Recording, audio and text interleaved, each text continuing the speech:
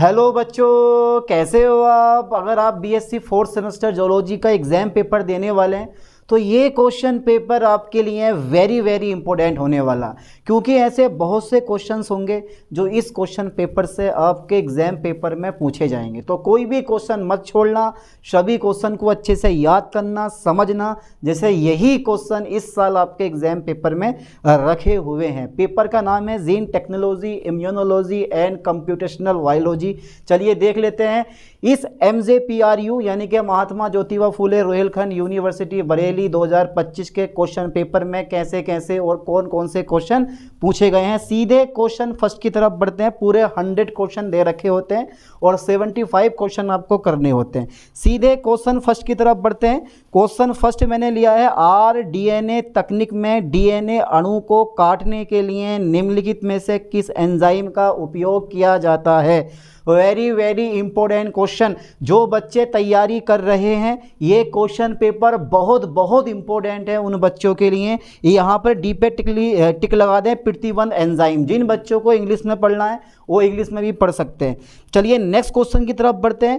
Question number 2 है, प्रतिबंध enzyme को और भी कुछ कहा जाता है। इसको आणविक कैंची भी कहा जाता है, और सर जैविक कैंची भी कहा जाता है, और सर आणविक स्केल पेल भी कहा जाता है। मतलब डी ऑप्शन राइट है। अबे यार डी पे टिक लगा दो, क्यों नन्हे मुन्ने बच्चों वाला काम करते हो आप, इतने समझदार, इतने बड़े होके।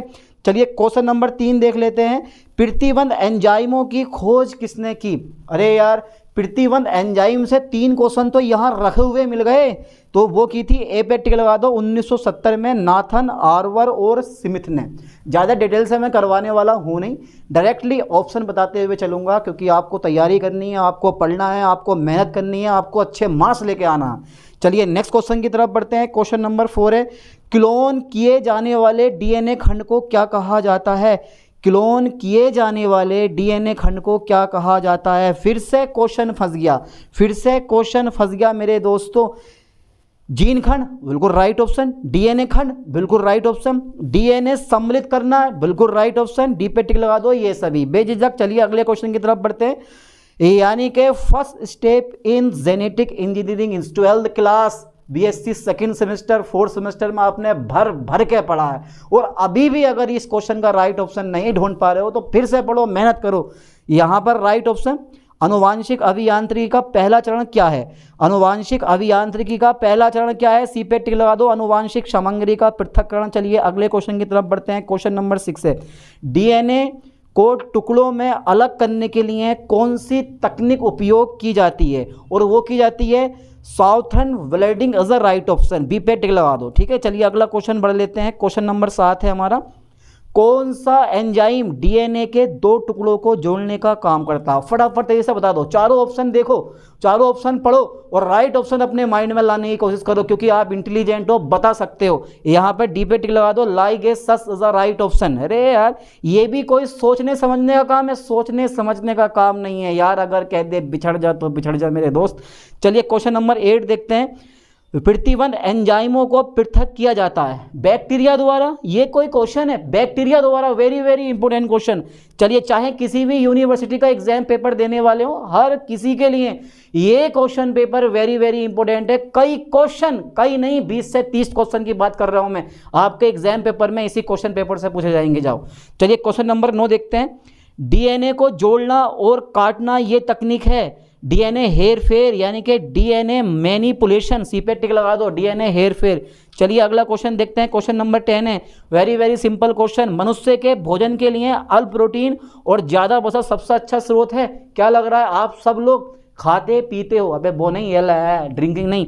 मनुष्य के भोजन के लिए अल्प प्रोटीन और ज़्यादा वसा सबसे अच्छा स्रोत है। गलत, बिल्कुल गलत नहीं हो सकता।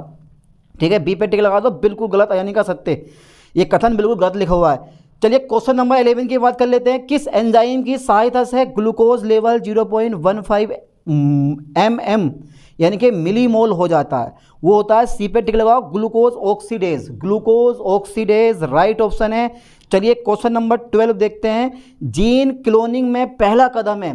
प्रीवियस ईयर क्वेश्चन पेपर अच्छे से पढ़ लो, प्रीवियस ईयर क्वेश्चन पेपर अच्छे से पढ़ लो, क्योंकि यहीं से आपके मार्क्स मिलने वाले हैं, समझ गए। जीन क्लोनिंग में पहला कदम है एक जीव के डीएनए को अलग करना, एक जीव के डीएनए को अलग थलग करना, अलग थलग मत करना बेटा। क्वेश्चन नंबर 13 की बात कर लेते हैं। इनमें से किस बीमारी को शाही बीमारी कहा जाता है? Haemophilia is the right option. England की महारानी विक्टोरिया के जितने भी वंशज थे ये हीमोफीलिया बीमारी उनमें कॉमन थी, इसीलिए इसको शाही बीमारी के नाम से जाना जाता है। हीमोफीलिया, रक्त का थक्का ना जमना, अगर एक छोटी सी चोट भी लग गई तो बहुत बड़ा घाव बन जाता है, तो यहाँ पे बी पे टिक लगा दो, हीमोफीलिया। चलिए क्वेश्चन नंबर 14 देख लेते हैं। जीव विज्ञान की वह शाखा जिसमें सभी जीवों में प्रतिरक्षा प्रणाली का अध्ययन शामिल है कहलाती है, वो कहलाती है इम्यूनोलॉजी, जो कि यूनिट का जो कि हमारा इस बुक का नाम है, ठीक है। यहाँ पे सीपीटी लगा दो, इम्यूनोलॉजी। चलिए अगला क्वेश्चन देख लेते हैं, very very important question number 15 है। निम्नलिखित में से कौन सी प्रतिरक्षा जीवन काल के दौरान प्राप्त होती है? अर्जित प्रतिरक्षा जीवन काल के दौरान प्राप्त होती है, ठीक है। अच्छा, एंटीबॉडी कितने प्रकार की होती है? वेरी वेरी इंपॉर्टेंट, फटाफट तेजी से बता दो कि एंटीबॉडी कितने प्रकार की होती है। आप बोलोगे सर 5 प्रकार की होती है। कितने प्रकार की होती है? 5 प्रकार की होती है। आज रटवा दूंगा, छोड़ूंगा नहीं। क्वेश्चन नंबर 17 देखो, निम्नलिखित में से कौन हमारे शरीर को रोग पैदा करने वाले रोग जनकों से बताता है? यानी कि जो इम्यून सिस्टम होता है ना, प्रतिरक्षा प्रणाली, यही होने वाले रोगों से बचाता है। बेचारा जब किसी वायरस का अटैक होता है, लड़ता रहता है। जब वायरस खतरनाक होता है और बॉडी पे धीरे धीरे फैलने लगता है तो ये हार बनने लगता है और धम, उसके लिए हम फिर दवाइयों का सेवन करते हैं, फिर वायरस की धम ऐसी तेजी। चलिए अगला क्वेश्चन देखते हैं, क्वेश्चन नंबर 18। हेपेटाइटिस एक उदाहरण है पुनः संयोजक टीके का, पुनः संयोजक टीके का। Recombinant vaccine is the right option. चलिए क्वेश्चन नंबर 19 देखते हैं। इंटरफेरोन है साइटोकाइन बाधाएं। इंटरफेरोन जो होता है ना, इंटरफेरोन वो साइटोकाइन वेरियर्स होते हैं। चलिए कोई दिक्कत नहीं, अगला क्वेश्चन देख लेते हैं 20। देखो क्वेश्चन की लेंथ देखो, कभी भी ऐसे क्वेश्चन मत पढ़ो जिनकी लेंथ ज़्यादा होती है, हमेशा कम लेंथ वाले क्वेश्चन पढ़ो। कम लेंथ वाले क्वेश्चन मिले ना मिले, कम लेंथ वाले क्वेश्चन। एंटीबॉडीज है, एंटीबॉडीज ग्लाइकोप्रोटीन होता है, ये ध्यान देना। एंटीबॉडीज एंटीबॉडी है तो यार एंटीबॉडी क्या होते हैं? हाँ सिंपल सी बात है, ग्लाइकोप्रोटीन होते हैं। चलिए क्वेश्चन नंबर 21 की तरफ बढ़ता हूँ। इंटरफेरोन में प्रोटीन है, इंटरफेरोन में प्रोटीन है एंटीवायरल प्रोटीन। इनमें से सभी को देख के डी ऑप्शन पे टिक मत मार देना, एक बार अच्छे से पढ़ लेना, फिर उसके बाद धूम से टिक मारना, दे दबादब, ठीक है। चलिए अगला देखते हैं, एंटीवायरल प्रोटीन। क्वेश्चन नंबर 22 देखते हैं। ग्लोब्यूलिन का रक्त प्लाज्मा किस कार्य के लिए जिम्मेदार है? वो है तुम्हारे पास प्रतिरक्षा तंत्र के लिए, ठीक है, प्रतिरक्षा तंत्र के लिए वो जिम्मेदार होता, यही है ना। ग्लोब्यूलिन का मुख्य कार्य, अरे यही है यार, राइट ऑप्शन, आगे सोचने की जरूरत क्या। चलिए क्वेश्चन नंबर 23। इम्यूनोग्लोबुलिन का निम्नलिखित में से कौन सा वर्ग डिमेरिक संरचना? इम्यूनोग्लोबुलिन का निम्नलिखित में से कौन सा वर्ग डिमेरिक संरचना है? IgA as a right option. कौन सा? IgA।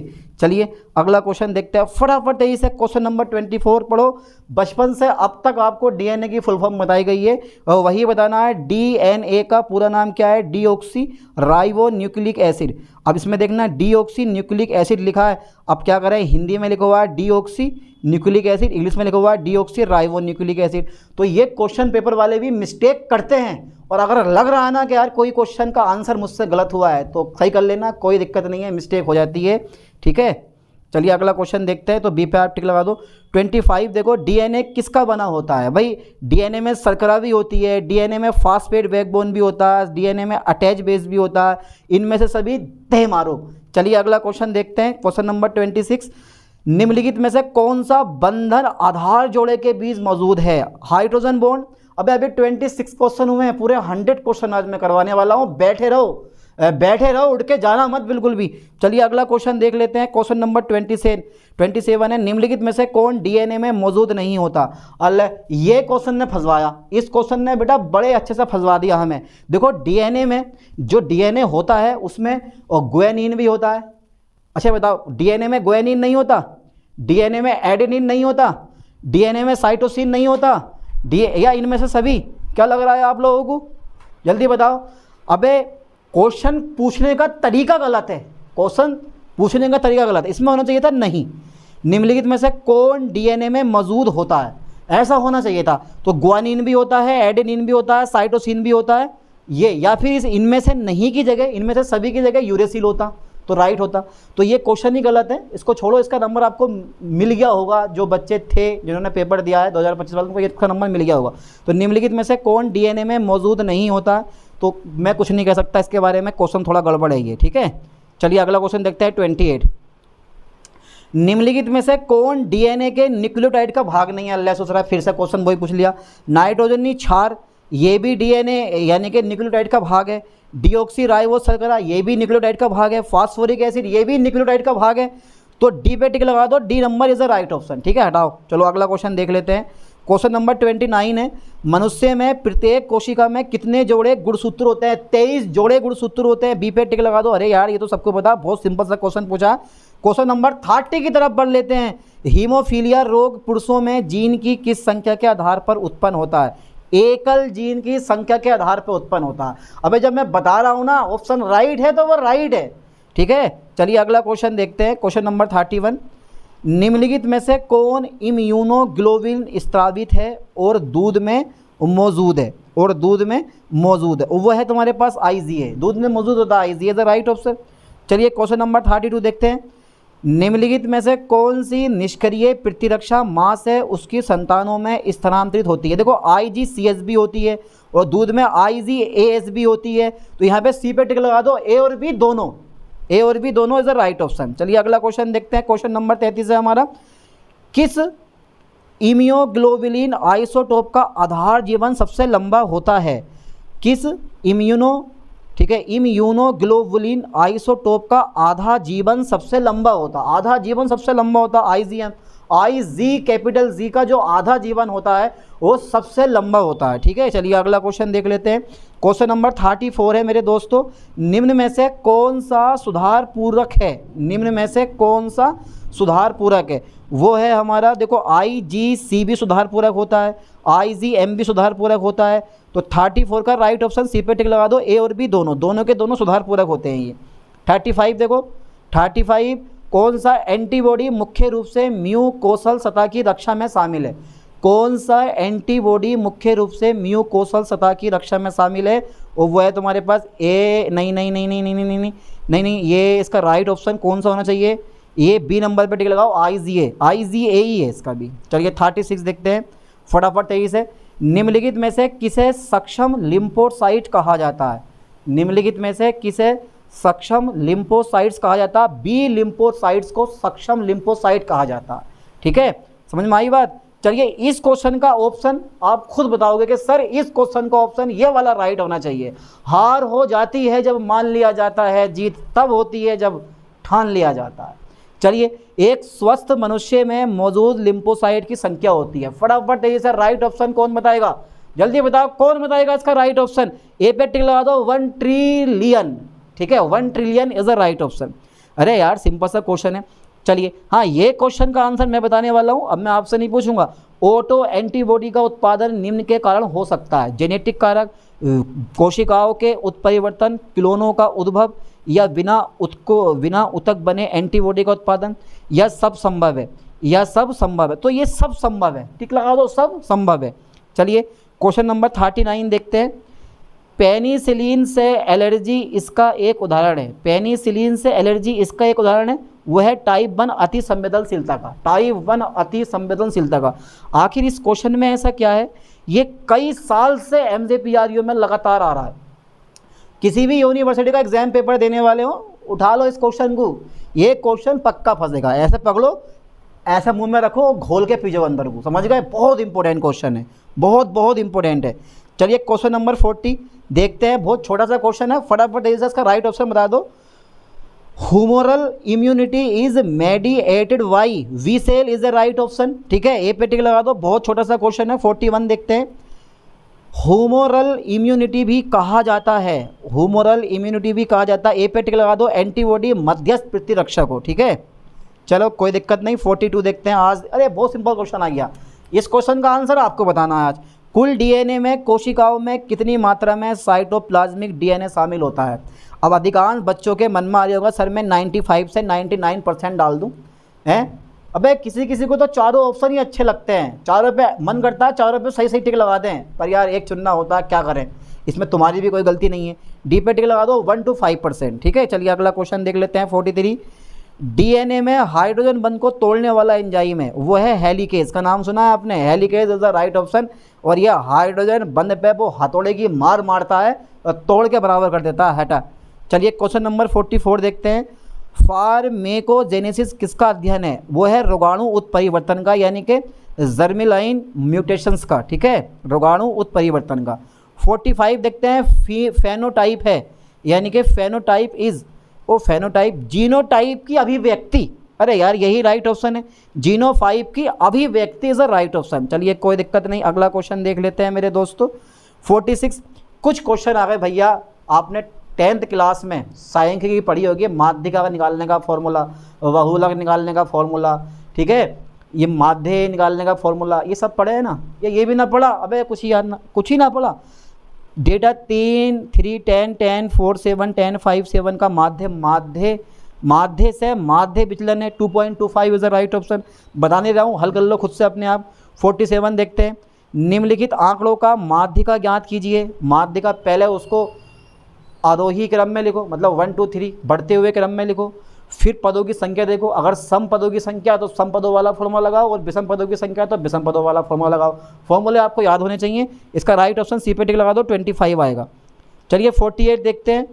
संख्याओं को के दिए गए समुच्चय 2, 6, 6, 8, 4, 2, 7, 9 का माध्यिका ज्ञान कीजिए। Very very simple question, same to same. पहले आरोही क्रम में बेसिस करो, फिर पदों की संख्या गिनो कितनी है, 1 2 3 4 5, सम है या विषम है। सम वाला तो सम वाला फॉर्मूला लगाओ, विषम वाला तो विषम वाला सूत्र लगाओ।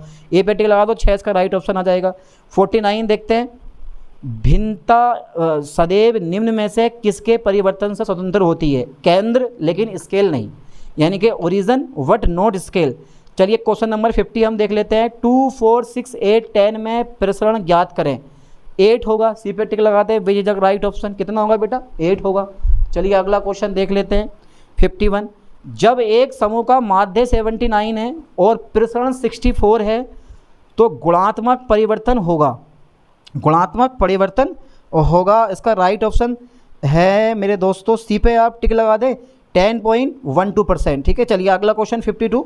पहले क्वेश्चन पढ़ लो अच्छे से, क्वेश्चन पढ़ लो अच्छे से। भिन्नता का गुणांक किसके लिए 1% अभिव्यक्ति है? मानक विचलन। ला बिल्कुल सिंपल, यानी कि standard deviation is the right option, मानक विचलन। चलिए अगला क्वेश्चन देखो 53। बहुत बहुत इंपॉर्टेंट है, बहुत इंपॉर्टेंट है। जिस तरह सूरज पूरब से निकलता उसी तरह ये क्वेश्चन एग्जाम पेपर में रखा हुआ मिलता। लोरेंज वक्र 1905 में किसके द्वारा विकसित किया गया था? डॉक्टर मैक्सवेल लोरेंज द्वारा विकसित किया गया था। चलिए क्वेश्चन नंबर 54 देखते हैं। लोरेंज कर्व एक तकनीक है जिसका उपयोग क्या दिखाने के लिए किया जाता है? लोगों की बेरोजगारी दिखाने के लिए।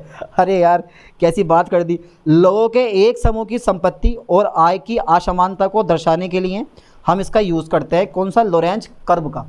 जो ये लोरेंज कर्व होता है ना, इस technique that use to show, ठीक है, लोगों के एक समूह की संपत्ति और आय की असमानता को दर्शाने के लिए। अरे यार चलो, बेरोजगारी दर्शा देता। 55 देख लेते हैं। निम्नलिखित में फैलाव का कौन सा माप ऋणात्मक मान प्राप्त कर सकता है? और वो है औसत झुकाव इज ए राइट ऑप्शन। इसका मान निगेटिव भी हो सकता है। ठीक है, ये ध्यान देना।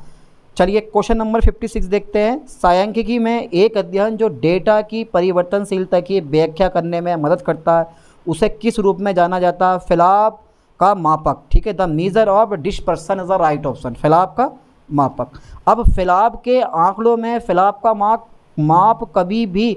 नहीं हो सकता, नेगेटिव नहीं हो सकता। ठीक है, फैलाव के आंकड़ों में फैलाव का माप कभी भी ... नहीं हो सकता, मतलब नेगेटिव नहीं हो सकता, ये ध्यान देना। चलिए 58 देखते हैं। डेटा सेट का विचरण किस परिवर्तन पर स्वतंत्र है? डेटा सेट का विचरण किस परिवर्तन पर स्वतंत्र है? केवल उत्पत्ति पर, ओरिजिन ओनली, ओरिजिन ओनली। तुम ये देखो, क्योंकि पेपर आपका आने वाला है, MJPRU या अदर यूनिवर्सिटी के एग्जाम पेपर चल रहे हैं और आने वाले हैं, और ज़्यादा टाइम भी नहीं बचा है, और आपकी तैयारी भी अच्छी होनी चाहिए। कम से कम 1-1.5 महीना पहले पढ़ लिया करो, बहुत है।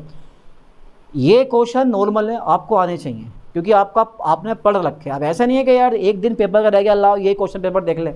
अभी हाल ही में मैंने 6th सेमेस्टर का लेक्चर डाला था केमिस्ट्री, तो उसमें एक बच्चे ने केवल मेरा एक ही वीडियो पढ़ी, उसी एक ही वीडियो से 40 से 45 क्वेश्चन फंस गए। अगले दिन कमेंट करता है कि सर आपकी मैंने एक ही वीडियो पढ़ी थी और 40 से 45 क्वेश्चन बिल्कुल सही सही करके आया हूँ, वही क्वेश्चन फंस गए। अरे मैंने कि मज़ा आ गया, इससे बढ़ के और क्या चीज़ है। बच्चे भी तो ये चाहता है कि यार एक पढ़ूँ और उसमें से ही फंस जा।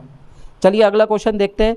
क्वेश्चन नंबर 59 है, परिक्षेपण अध्ययन में परिक्षेपण की सापेक्ष माप का प्रयोग द्वारा किया जाता है, परसेंटेज के द्वारा किया जाता है, प्रतिशतता। 60 क्वेश्चन देखो, परिक्षेपण की गणना के लिए सबसे तेज माप कौन सा है, सबसे तेज माप कौन सा है। अरे भैया रेंज का गुणांक मेरे ख्याल से सीढ़ी होना चाहिए। 60 का बी पे राइट ऑप्शन लगा दो, और यही होना भी चाहिए यार, हैं लग रहा है आपको। हाँ यही है, series is the right option. 61 देखो जरा, ऊपर वाले क्वेश्चन हो गए, ऊपर वाले क्वेश्चन पढ़ लिया आप लोगों ने। अरे यार ऊपर वाले क्वेश्चन में बड़ी सी मिस्टेक, ठीक है कोई दिक्कत नहीं है, कोई दिक्कत नहीं है। ये यार ये क्वेश्चन जो 55 है ना हमारा, ये क्वेश्चन जो 55 है इसमें थोड़ी सी मिस्टेक हो गई है। ये देख लो यहाँ पर ना, इनमें से कोई नहीं, ये राइट ऑप्शन है, ठीक है। औसत झुकाव नहीं, ये राइट ऑप्शन है। क्वेश्चन में मैंने ध्यान नहीं दिया, ठीक है। यहाँ पे डी पे लगा लिया, 55 पे का डी नंबर। चलिए क्वेश्चन नंबर देखते हैं 59। 60 हो गया हमारा, 60 क्वेश्चन भी हो गया हमारा। चलिए ये परिक्षेपण की गणना के लिए सबसे तेज माप कौन सा है, वो है तुम्हारे पास श्रेणी, बी नंबर पे टिक लगा दो। चलिए क्वेश्चन नंबर 61 फटाफट देख लेते हैं। निम्नलिखित में से कौन सा डेटा वर्गीकरण एक प्रकार नहीं है, वो है गुणात्मक वर्गीकरण। गुणात्मक वर्गीकरण is a right option. Question number 62 देखते हैं। यदि किसी डेटा का मानक विचलन 820 है और डेटा का माध्य 50 है तो भिन्नता का गुणांक क्या होगा, वो होगा 1640। C number is a right option. चलिए अगला क्वेश्चन देखते हैं 63 देखते हैं। आवर्ती वितरण डेटा का एक सारणीबद्ध सारांश है जो दर्शाता है कई वर्गों में वस्तुओं की संख्या, कई वर्गों में वस्तुओं की संख्या इज द राइट ऑप्शन, ठीक है। चलो कोई दिक्कत नहीं, अगला क्वेश्चन देख लेते हैं 64। फटाफट तेजी से क्वेश्चन पढ़ो और इसका राइट ऑप्शन अपने माइंड में लगाओ, खुद बताओगे आज इसका राइट ऑप्शन। गुणात्मक डेटा को एन का उपयोग करके ग्राफिक रूप से दर्शाया जा सकता है, तो ए पे टिक लगा दो। Histogram is a right option. किसी भी ऑप्शन में हिस्टोग्राम दिखाई दे, चाहे कोई सा भी क्वेश्चन हो, हिस्टोग्राम पे टिक मार देना, वही राइट ऑप्शन हो। तुक्के मारने का भी कोई तरीका होता, ये ना है कि दवा दब ले दवा दब दे दवा दब ले दवा दब दे दवा दब, आधा घंटे में पेपर करके बैठ गए। पूरा टाइम दो, पूरा टाइम दो, सोच समझ के पढ़ के पूरा टाइम दो। क्वेश्चन नंबर 65 हो गया। 66 देखते हैं। कंप्यूटर के जनक कौन है, चार्ल्स बेबज कंप्यूटर के जनक है, ठीक है। 67 देखते हैं। CPU का पूर्ण रूप क्या, कंट्रोल प्रोसेसिंग यूनिट। कहाँ पर है ये कंट्रोल प्रोसेसिंग यूनिट या सेंट्रल प्रोसेसिंग यूनिट, क्या लग रहा है आपको, दोनों में से एक कोई राइट ऑप्शन है और वो बताना है आपको कि कौन सा राइट ऑप्शन है। फटाफट ऐसे बता दो। तो सेंट्रल प्रोसेसिंग यूनिट होता है, कंट्रोल प्रोसेसिंग यूनिट नहीं, central processing unit is a right option. चलिए अगला क्वेश्चन देखते हैं 68। निम्नलिखित में से कौन सी कंप्यूटर भाषा केवल बाइनरी कोड में लिखी जाती है। मशीन लैंग्वेज जो होती है वो बाइनरी कोड में लिखी जाती है। हम जो बोलते हैं, अगर हम कंप्यूटर को ऑर्डर दे रहे हैं ना, तो वो हमारी भाषा को सीधे नहीं पढ़ सकता कि हे कंप्यूटर गूगल खोल दे। हमने तो बोल दिया, उसने खोल भी दिया, लेकिन पहले वो मशीन लैंग्वेज में चेंज होती है और उसके बाद उसकी प्रतिक्रिया आपको मिलती है। समझ में आई। चलिए अगला क्वेश्चन देखते हैं 69। निम्नलिखित में से कौन सा कंप्यूटर का मस्तिष्क है, सेंट्रल प्रोसेसिंग यूनिट। ए पे टिक लगा दो, इज द राइट ऑप्शन। चलिए क्वेश्चन नंबर 70। निम्नलिखित में से कौन सा कंप्यूटर में डेटा का सबसे छोटी इकाई है। बिट जो होती है ना, वो डेटा की सबसे छोटी इकाई है। 0 तथा 1 को हम क्या बोलते हैं, बिट कहते हैं। मशीन लैंग्वेज में यही यूज़ होती है, बाइनरी सिस्टम। चलिए निम्नलिखित में से कौन सा वेद भंडारण का प्रकार है। CPU, keyboard, pen drive, track ball. C पे टिक लगा दो। पेन ड्राइव जो होता है ना, ये वैलिड स्टोरेज टाइप है, ठीक है, वैलिड स्टोरेज टाइप है। 72 पढ़ो।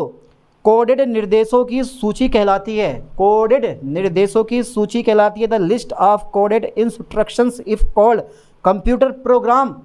कोडेड वही तो होते हैं कंप्यूटर प्रोग्राम। अबे जिनको कंप्यूटर आता है ना, कंप्यूटर चलाना नहीं, प्रोग्रामिंग करना आता, आज करोड़ों में खेल रहे हैं वो लोग, समझ गए, क्योंकि आने वाले टाइम में कंप्यूटर का और ज़्यादा बढ़ने वाला सिस्टम है। 73 देखो। आप कंप्यूटर वायरस को कैसे पकड़ सकते हैं। हम पकड़ सकते हैं ईमेल अनुलग्नक खोलना, ठीक है, यानी कि ओपनिंग ईमेल अटैचमेंट्स। पकड़ सकते हो, क्यों नहीं पकड़ सकते। हर चीज़ का तोड़ है, हर चीज़ का हल है। किसने कहा कि इस चीज़ का हल नहीं है। निम्नलिखित में से कौन सा प्राकृतिक तत्व कंप्यूटर चिप्स में प्राथमिक तत्व है। सिलिकॉन कंप्यूटर चिप्स में प्राथमिक तत्व होता है। सिलिकॉन जो होता है। 75 देखो, निम्नलिखित में से कौन सा आउटपुट डिवाइस है? कीबोर्ड इनपुट डिवाइस है, माउस इनपुट डिवाइस है, हल्का पेन इनपुट, लाइट पेन जो होता है वो भी इनपुट डिवाइस है। इनके द्वारा सब कंप्यूटर में डेटा भेजा जाता है, बट BDU जो है ना ये आउटपुट डिवाइस है, इससे आपको डेटा प्राप्त होता है। चलिए 76 देख लेते हैं। केंद्रीय प्रसंस्करण इकाई किस में स्थित है?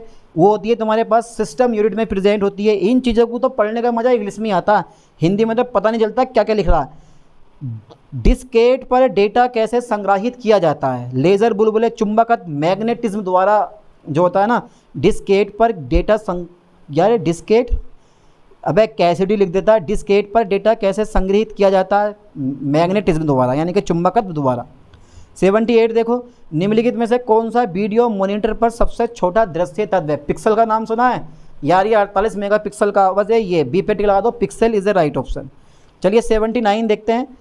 अबे कस के माध्यम से निम्नलिखित में से कौन सा ऑपरेशन किया जाता है? जोड़ना और घटाना दोनों किए जाते हैं, जोड़ना भी और घटाना भी।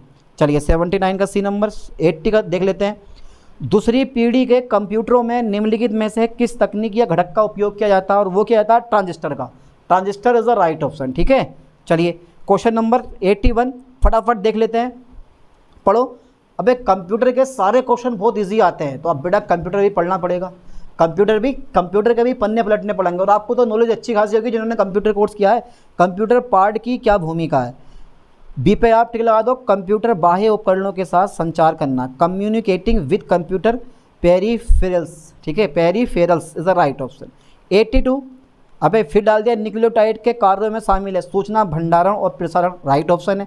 रासायनिक ऊर्जा का भंडारण, राइट ऑप्शन है। सेल सिग्नलिंग, राइट ऑप्शन है। तो यहाँ लगा दो ऑल ऑफ द एबव, यानी कि उपरोक्त सभी, ठीक है। चलो कोई दिक्कत नहीं, अगला क्वेश्चन देखते हैं। 83 यीस्ट का जीनोम आकार क्या है? 12। यीस्ट का जीनोम आकार कितना होता है? 12 होता है। चलिए क्वेश्चन नंबर 84 न्यूक्लिक अम्लों का प्रयोगात्मक विश्लेषण इनके द्वारा किया जा सकता है यूवी प्रकाश के अवशोषण द्वारा। यूवी प्रकाश के अवशोषण द्वारा न्यूक्लिक अम्लों का प्रयोगात्मक विश्लेषण किया जा सकता है। चलिए क्वेश्चन नंबर 85 एक न्यूक्लियोटाइड होता है, न्यूक्लियोटाइड में फास्फेट यूनिट भी होती है, न्यूक्लियोसाइड भी होता है, न्यूक्लियोसाइड में नाइट्रोजन क्षार भी होते हैं, शर्करा भी होती है। नाइट्रोजन क्षार, शर्करा, फास्फेट इकाई ढूंढ लो कहाँ पर है। एक शर्करा, एक क्षार और एक, अरे 3 कहाँ से आ गए रे इसमें? एक फास्फेट यूनिट, एक शर्करा, एक क्षार और एक फास्फेट। तो 85 का ए नंबर इज राइट होना चाहिए, और होना चाहिए नहीं है भी, ठीक है। चलिए अगला क्वेश्चन देख लेते हैं। 86 देखो डीएनए की रीढ़ है, हाइड्रोफिलिक जो होता है ना वो डीएनए की रीढ़ होती है, हाइड्रोफिलिक डीएनए की रीढ़ होती है। चलिए हाइड्रोफिलिक, हाँ हाइड्रोफिलिक ही होना चाहिए, हाइड्रोफिलिक डीएनए की रीढ़ होती है ना यार, हैं? अरे हाँ यार यही होती है। चलिए अगला क्वेश्चन देखते हैं। 87 WWW वर्ल्ड वाइड वेब का विकास कब हुआ? 1990 में हुआ। अरे ले ज़्यादा दिन भी ना हुए आए हुए, और इन्हें तहलका मचा दिया आज के ज़माने में। वर्ल्ड वाइड वेब का आविष्कार किसके द्वारा किया गया? अरे भैया टिक वेरनस ली, ठीक है, वेरनर्स ली, टिक वेरनस ली के द्वारा इसका आविष्कार किया गया है ना, यही है ना राइट ऑप्शन। चलिए अगला क्वेश्चन देखते हैं। 89 निम्नलिखित में से कौन सा इंटरनेट सर्च इंजन का उदाहरण है? इंटरनेट सर्च इंजन लिनक्स नहीं यार, ऑपरेटिंग सिस्टम है। MS वर्ड ऑपरेटिंग खिड़कियाँ है, विंडोज़ है, विंडोज़ को हिंदी में लिख दिया ले खिड़कियाँ, तो बी पे टिक लगा दो, Google is the right option. चलिए अगला क्वेश्चन देखते हैं। 90 निम्नलिखित में से कौन सा कारक प्रोटीन के विघटीकरण के लिए जिम्मेदार नहीं है? चार्ज कभी भी प्रोटीन के विघटीकरण के लिए जिम्मेदार नहीं होता, ठीक है। चलिए अगला क्वेश्चन देखते हैं। 91 निम्नलिखित में से कौन प्रोटीन के 3D आकार को निर्दिष्ट करने के लिए जिम्मेदार है? तो एमिनो एसिड अनुक्रम, ठीक है, यानी कि द एमिनो एसिड सीक्वेंस। चलो अगला क्वेश्चन पढ़ लेते हैं। 92 बहुत इंपॉर्टेंट क्वेश्चन है। प्रोटीन में एमिनो एसिड अवशेषों का औसत आणविक भार क्या होता? 110 होता, ठीक है। चलो कोई दिक्कत नहीं। अगला क्वेश्चन 93 कितने एमिनो एसिड एक प्रोटीन में बनाते हैं? कितने एमिनो एसिड एक प्रोटीन में बनाते हैं? 20 एमिनो एसिड एक प्रोटीन में बनाते हैं, ठीक है। चलिए 94 देखते हैं। निम्नलिखित में से किस खाद्य उत्पाद में प्रोटीन की मात्रा अधिक है? टोफू, अरे टोफू क्या? टोफू खाया आपने? टोफू और अंडे, अनाज और फलियां, दूध और दूध उत्पाद, उपरोक्त सभी में प्रोटीन की मात्रा भरपूर होती है। 95 देखो एंजाइमों के बारे में निम्नलिखित में से कौन सा सत्य है? एंजाइमों के बारे में निम्नलिखित में से कौन सा सत्य है। एंजाइम जो होता है ना प्रोटीन होते हैं, हमेशा याद कर लो, ठीक है। कुल 75 क्वेश्चन आपको करने हैं, पर मुझे तो पूरे 100 ही करवाने हैं। 96 देखो, प्रोटीन संश्लेषण की प्रक्रिया निम्नलिखित में से किस कोशिकांग में होती है। वो होती है तुम्हारे पास वैक्यूल्स, मतलब रिक्तिकाएं, नहीं है राइट ऑप्शन, गलत हो गया। सी पे टिक लगाओ, cytoplasm is a right option, ठीक है। चलिए अगला क्वेश्चन देखते हैं। 97 देखो, प्रोटीन की दोहरी इकाई है, प्रोटीन की दोहरी इकाई है, तो प्रोटीन की दोहरी इकाई क्या होती है। प्रोटीन की दोहरी इकाई क्या होती है यार। 97 का प्रोटीन की दोहरी इकाई amino acid is the right option. यार ये तो दोहरी इकाई है, या पेप्टाइड हो सकता है या एमिनो एसिड, ये ज़रा देख लेना एक बार, मिस्टेक हो सकती है इसमें। 98 देखो, मायोग्लोबिन है एक तृतीय संरचना वाला प्रोटीन, मायोग्लोबिन एक तृतीय संरचना वाला प्रोटीन है। क्वेश्चन नंबर 99 देख लेते हैं। होमोलॉजी मॉडलिंग के लिए आमतौर पर कौन सा सॉफ्टवेयर टूल उपयोग किया जाता है। मॉडेलर सॉफ्टवेयर यूज़ किया जाता है। चलिए क्वेश्चन नंबर 100 है, होमोलॉजी मॉडलिंग का उपयोग आमतौर पर किया जाता है दवा की खोज के लिए, यानी कि ड्रग डिस्कवरी के लिए। टोटल 100 क्वेश्चन आज के लेक्चर में मैंने कवर करवा दिए हैं, ठीक है। 100 क्वेश्चन है यार, ये बहुत सारे क्वेश्चन आपके एग्जाम पेपर में फंसोगे, डरो मत, क्योंकि मैं आपके साथ हूँ, डरने वाला कोई बात ही नहीं है, ठीक है। चलिए अच्छे से कवर करो, अच्छे से याद करो, मिलते हैं नेक्स्ट वीडियो में नेक्स्ट लेक्चर के साथ। थैंक्स।